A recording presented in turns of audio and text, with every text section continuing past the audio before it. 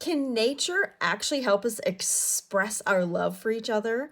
Can we learn life lessons from nature? What does the Bible have to say about us learning from nature here in part 2 of Nature's Lessons, our Bible studies as we walk through the Bible together? Join me at Boomer's Landing, where we're going to open God's Word to explore further. Let's dive right in. Song of Solomon, chapter 2. The voice of my beloved, behold, he come leaping upon the mountains, skipping upon the hills. My beloved is like a roe or young hart. Behold, he standeth behind our wall, and looketh forth at the windows, showing himself through the lattice. Solomon is creating like a love poem using nature. We use nature to express and show love. That's why there's so many flowers sent for Valentine's Day and Mother's Day and birthdays, because it brings joy to the heart and it's a way of expressing that we care, that we love someone. We use them for sympathy, and not as much for gratitude anymore, but would love to see more for gratitude as well. So nature just has this way of connecting us. All right, let's go to our next verse. Proverbs 30, verses 24 to 28. There are 4 things which are little upon the earth, but they are exceedingly wise. The ants are a people not strong, yet they are prepared their meat in the summer. The conies are but a feeble folk, yet they lay their house in the rocks. The locusts have no king, yet they go forth all of them by bands. And 28, the spider taketh hold with her hands, and is in kings' palaces. I love that Solomon here is kind of portraying how we can take these life lessons from these small creatures that have such an amazing depth to them. Solomon is pointing out how you look at ants and they're just little, meaning they're not strong in terms of how we are strong, like we compare to us, and yet they're preparing their meat in the summer, which is kind of interesting. In other words, they're laying store. Remember that we're taking the Bible as a whole. Earlier it said, oh, don't worry about what you're eating and drinking. Obviously, it didn't mean to not prepare, right? But here are the ants, wise enough to prepare in the summer for winter.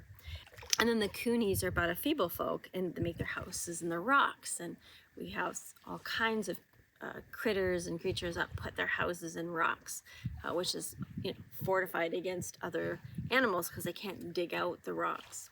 So using some wisdom, obviously from God's instinctual plan that he put in there. And then the locusts, having no king but going forth in bands, they seem to be able to communicate together, communicate with each other. Here Solomon is teaching us to store food, prepare ahead, think smart, and work as a team. And with the spiders, you don't have to be great to be privileged and have greatness bestowed upon you. Let's keep going. Psalms 33, 6-9. By the word of the Lord were the heavens made, and all the host of them by the breath of his mouth. He gathereth the waters of the sea together as a heap. He layeth up the depth in stores. Let all the earth fear the Lord, yet all the inhabitants of the world stand in awe of him. For he spake, and it was done. He commanded, and it stood fast. All of this, God spoke into existence. Now, it is since reshaped, since he spoke it into existence. All the pebbles, you look on this beach, they go from large solid rocks, and then there's larger pebbles on the top of the beach, and then as you get closer and closer to the water, there are these little tiny pebbles. Nothing comes into existence now outside of something else. In other words, there's nothing that is spontaneously created by any mechanism without God's word. There's no answer for that. It's one of the reasons why scientists have such a hard time with creation, like where did it come from? And yet, if you push a scientist far enough and ask them, well, where did everything come from? everyone has to admit at some point, something, where was the starting point? Whether that was to do with matter or not. I'm not sure if that's too loud. Our next story is, you've probably heard this story, it's Balaam and the donkey, Numbers 22, 23 to 28. And the ass saw the angel of the Lord standing in the way, with his sword drawn in his hand. And the ass turned aside out of the way and went into the field, and Balaam smote the ass to turn her back into the way. But the angel of the Lord stood on the path of the vineyards, a wall being on this side and a wall on that side. And when the ass saw the angel of the Lord, she thrust herself against the wall and crushed Balaam's foot against the wall, and he smote her again. And the angel of the Lord went further and stood in the narrow place where there was no way to turn either the right hand or to the left. And when the ass saw the angel of the Lord, she fell down under Balaam. And Balaam's anger was kindled, and he smote the ass with a staff. And the Lord opened the mouth of the ass, and she said unto Balaam, What have I done unto thee, that thou hast smitten me these 3 times? I'm going to stop there. We don't need to get into the whole story of Balaam and that story. But what's interesting about this particular story is that God opened the donkey's mouth. It doesn't say he used the donkey to speak to Balaam. Now, he did use the donkey to communicate to Balaam in the sense that he wasn't supposed to be going where he was going, and the angel was stopping him. But it says that it was actually the donkey's mouth. These are the donkey's words. So animals think and feel, and they serve God. That donkey saw that angel and went, I am not crossing his path. Lots of times people treat animals like they're so dumb. And then other people, right now, I think we're living in a time where people really maybe overdo animals. I don't know. I have a hard time with that. Growing up, I remember thinking, animals didn't have a voice, and I was so passionate about animal welfare, and I still am. But part of me is a little bit concerned that there's so much energy going into taking care of animals and money that we're quick to judge people and not give them the same space and care. One of the things about animals, dogs don't do dishes, they don't help around the house, and yet people will dote lovingly on their dogs. They don't expect them to, right? Where they expect their spouse to. But it's that expect, right? That's what's kind of causing some problems in relationships.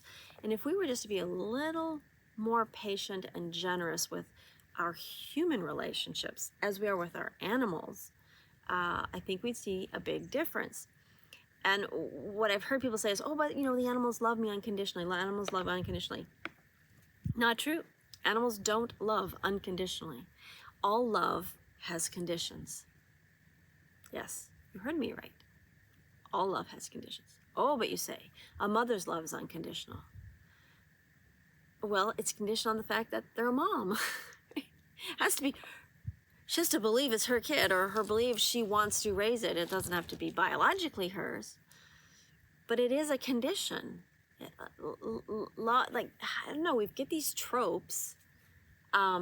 I think what we mean when we say unconditional love, and we hear God has unconditional love, is God will love us without us doing anything in return. There's no conditions required for him to love us.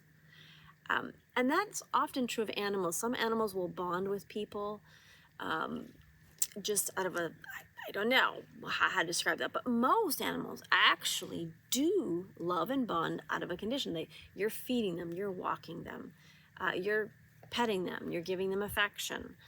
And so, there is a condition. But with God, there is no conditions.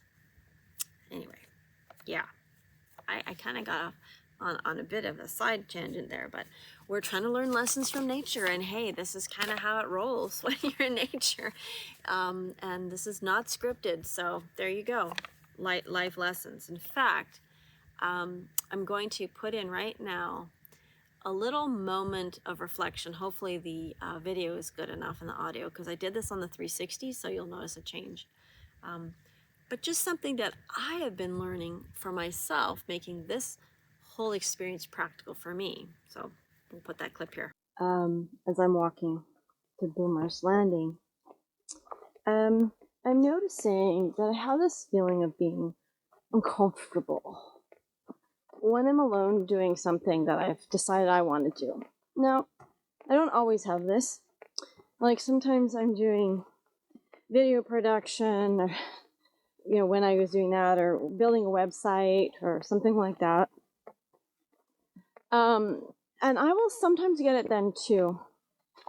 And as I was pausing to reflect a little bit here and in the woods, and the sun's coming down, feels so good, I'm realizing that there's quite a bit of self-doubt. Doubt that I'm doing the right thing. And it's healthy to have some of that, for sure.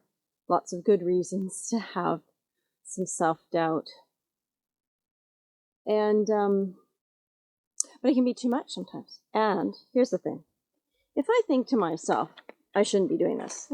Let's say being out here, out by myself, trekking through the forest, recording and trying to do these talks. And let's explore. Let's say the thought is I shouldn't be out here. All right. So if that's true, let's explore that. If it's true that there's a rule somewhere, because like these should statements are kind of like rules that we put on ourselves, then I shouldn't be out here.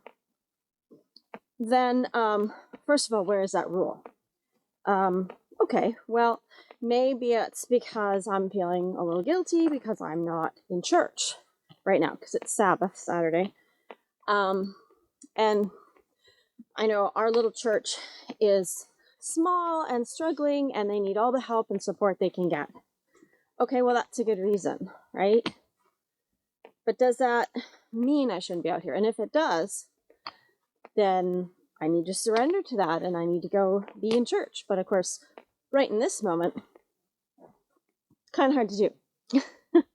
By the time I kit and boodled out of here, I would not make it to church, and I wouldn't fulfill any responsibilities last minute.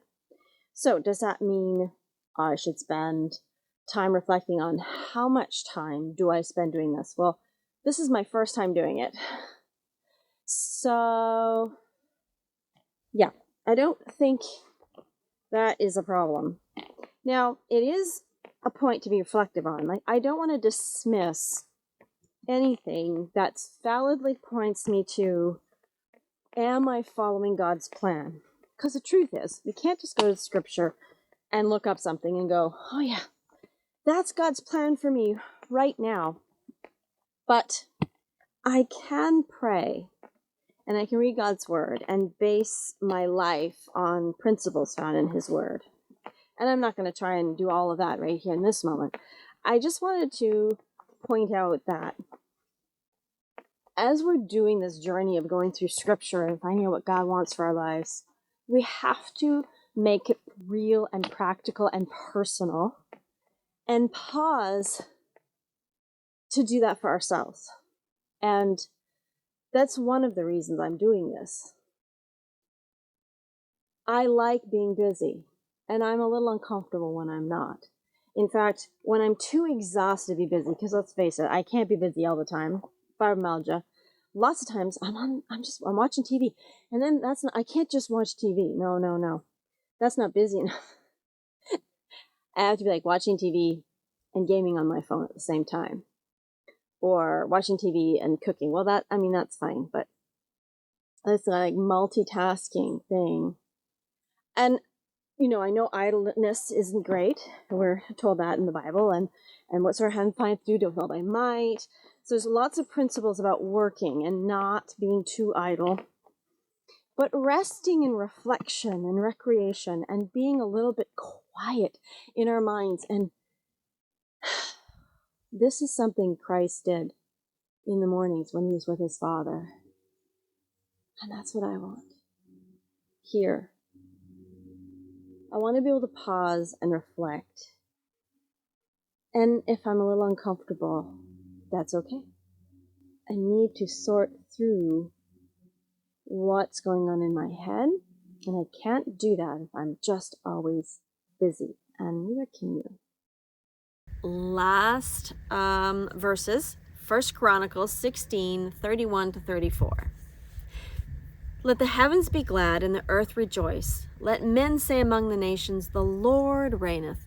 Let the sea roar and the fullness thereof. Let the fields rejoice and all that is therein. And then shall the trees of the woods sing out at the presence of the Lord, because he cometh to judge the earth. Oh, give thanks unto the Lord, for he is good, his mercy endureth forever. Creation praises God. Not in the same sense we do, out of a sense of redemption. We're grateful for forgiveness, and faith draws us to the cross, and there's so much more going on for us. But make no mistakes that creation itself praises God. In fact, we're told the rocks would cry out if we don't share the message. How much more should we be praising God? I know that I could praise God more. And like, there's so many ways to praise God. Singing. I mean, I was singing on the trail. You can pray. You can write a gratitude journal. You could share your faith with someone else. There's so many ways to praise God. And nature sings God's praises too. I hope this walk through God's Word showed you how much we can learn from nature. In part 1, if you didn't see that one, I encourage you to go back and watch it. We mentioned in Luke, Christ even used nature to teach others. In this world, we can learn about God, nature or not, but nature draws our heart to him if we let it. So anyways, that was fun. It was a fun study. Hope you'll join me for another one.